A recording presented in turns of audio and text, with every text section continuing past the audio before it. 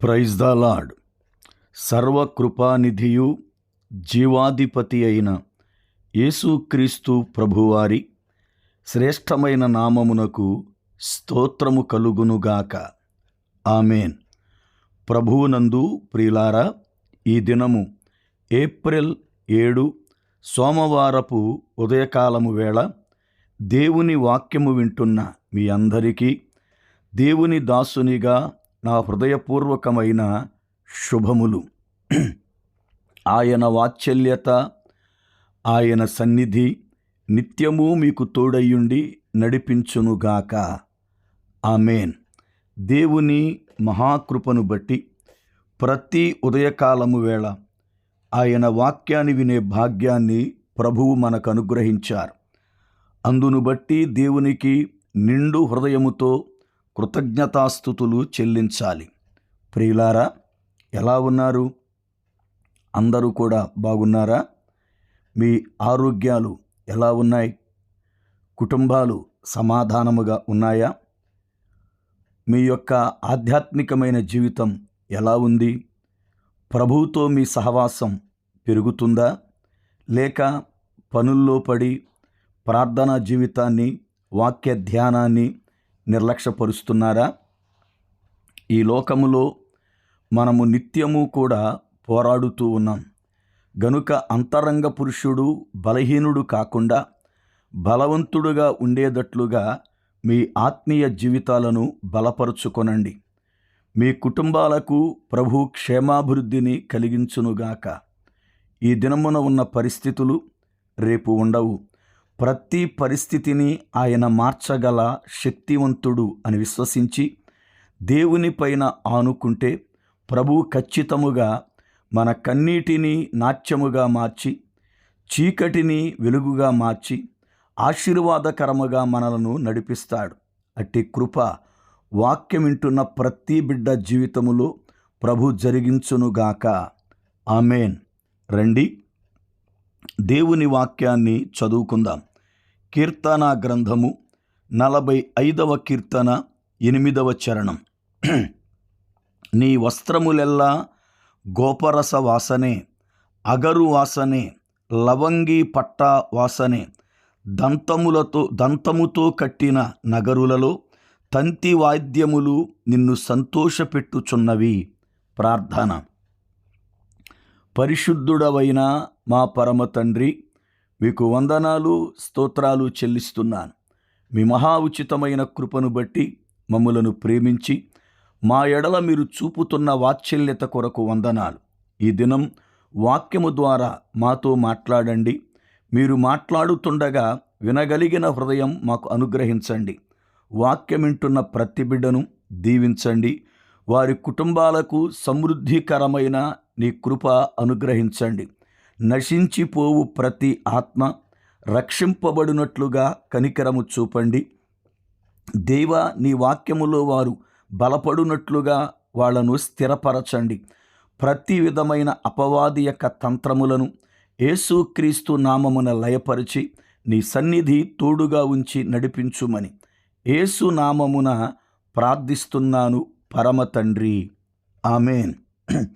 ప్రభువునందు ప్రియులారా, మనము కీర్తన గ్రంథము నుండి వచనం వెంబడి వచనాన్ని ధ్యానిస్తున్నాం. 45వ కీర్తన 8వ చరణాన్ని చదువుకున్నాం.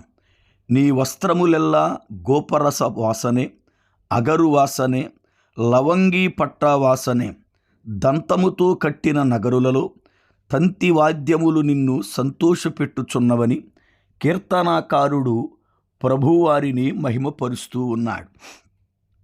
ప్రభువు యొక్క వస్త్రాలు అనేవి గోపరసపు వాసన, అగరు వాసన, లవంగి పట్ట వాసనే అని దేవుని వాక్యం బోధిస్తుంది. వస్త్రము అనేది ఎంతో శ్రేష్టమైనది. అది మహిమగా కప్పబడినది.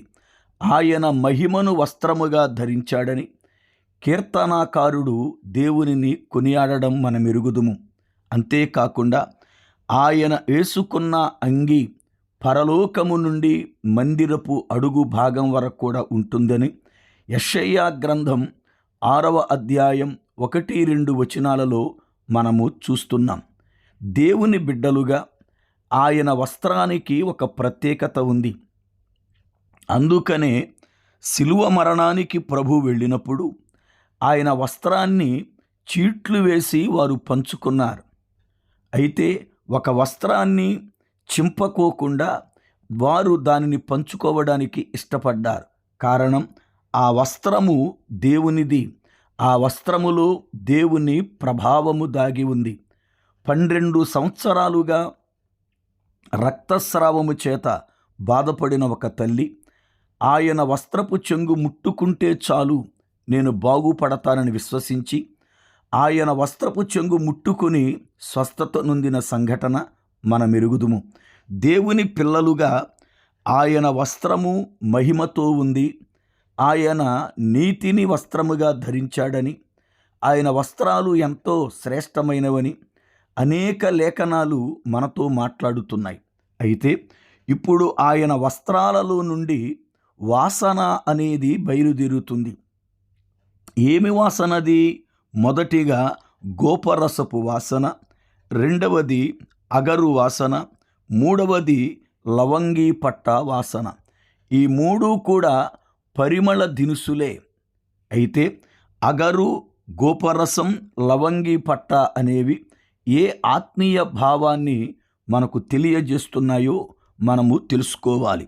గోపరసానికి మరొక పేరు బోళము అనేది.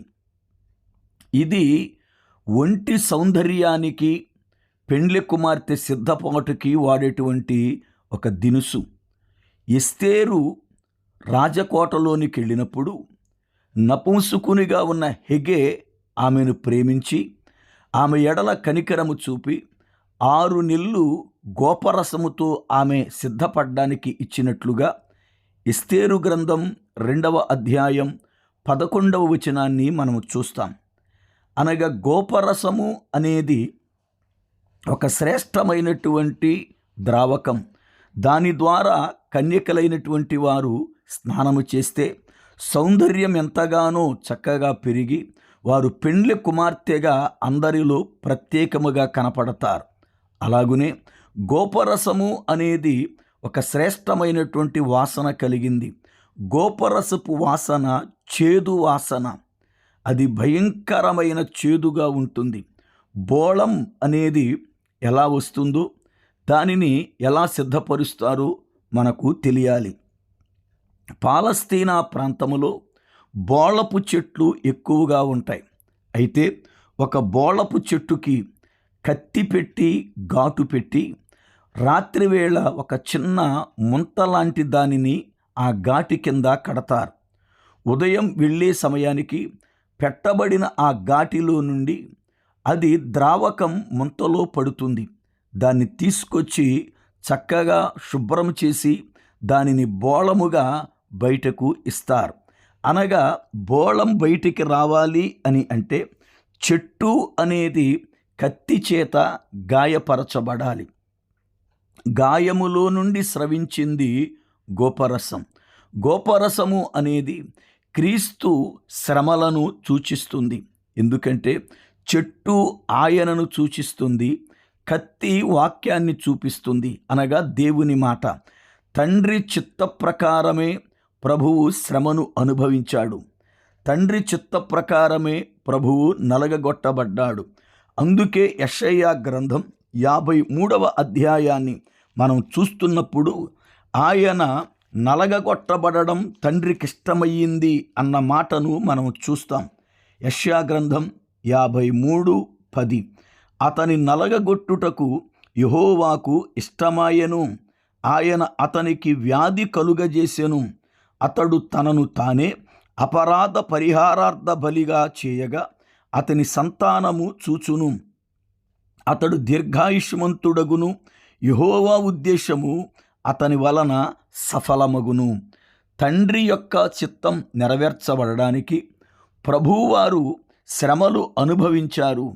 తండ్రి చిత్త ప్రకారమే శ్రమ అనేది ప్రభువారి వద్దకు వచ్చింది. అయితే ఆ శ్రమలలో ప్రభువు నలగగొట్టబడి మనకు పరిమళ వాసనగా ఉండడానికి సిలువలో తన ప్రాణాన్ని అర్పించినట్లుగా ఎఫెసీ పత్రిక 5వ అధ్యాయము మనకి బోధిస్తుంది. ఎఫెసీ పత్రిక 5వ అధ్యాయము 2వ వచనం, క్రీస్తు మిమ్మును ప్రేమించి పరిమళ వాసనగా ఉండుటకు మన కొరకు తనను తాను దేవునికి అర్పణగాను బలిగాను అప్పగించుకొనెను. పరిమళ వాసనగా ఉండడానికి ఆయన మన నిమిత్తమై నలగగొట్టబడిన వాడిగా ఆయన కనబడుతున్నాడు.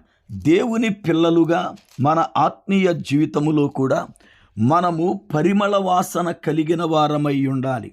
అపోస్తులుడైన పౌలు గారు కొరింథీ సంఘానికి రాస్తున్నప్పుడు పత్రిక, మేము క్రీస్తు సువాసనయున్నాము అని సెలవిచ్చాడు.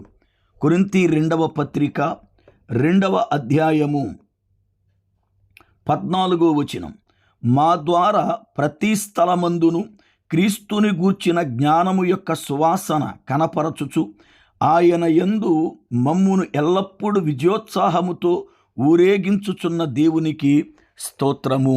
ప్రియులారా, దేవుని వాక్యమును బట్టి దేవుడే వారు చక్కని సువాసన కలిగి ఉండాలని వారిని దేవుడే ఊరేగించినట్లుగా లేఖనాన్ని చూస్తున్నాం. కనుక మనము నలగగొట్టబడితేనే సువాసన బయటకు వస్తుంది. ప్రభువు శ్రమలలో నలిగాడు గనుకనే గోపరసపు వాసన బయటకు వస్తుంది. దేవుని పిల్లలు శ్రమ అనుభవించకుండా పరలోక రాజ్యానికి వెళ్ళే అవకాశం లేదు. మనము ఎంతగా శ్రమలలో నలగగొట్టబడితే అంతగా క్రీస్తు సువాసన మన నుండి వెదజల్లబడుతుంది. ఆ సువాసన అనేక మందికి ఇంపైనదిగా, అనేక మందిని ప్రభువు రాకడకి సిద్ధపరిచేటట్లుగా ఉండడానికి ప్రభువు కృప మనకి తోడైయుండునుగాక. ఆమేన్. ప్రార్థన. కృపానిధివైన పరమ తండ్రి, మీకు వందనాలు స్తోత్రాలు చెల్లిస్తున్నాను. మీ దయా సంకల్పమును బట్టి మమ్ములను ప్రేమించి మా ఎడల మీరు చూపుతున్న వాత్సల్యత కొరకు వందనాలు. ఈ దినం వాక్యము విన్న ప్రతి బిడ్డను దీవించండి. నీ సన్నిధి తోడుగా ఉంచి క్షేమాభివృద్ధిని కలిగించి ఆశీర్వదించుమని యేసు నామమున ప్రార్థిస్తున్నాను పరమ తండ్రి. ఆమేన్. మన పరమ తండ్రి అయిన దేవుని యొక్క ప్రేమ, ఆయన కుమారుడు మన రక్షకుడునైన ప్రభువారి శ్రేష్టమైన కృప, పరిశుద్ధాత్మ దేవుని యొక్క అన్యోన్య సహవాసము, ఆయన సన్నిధి సదాకాలం మనకు తోడయ్యుండి మనలను నడిపించునుగాక. ఆమేన్.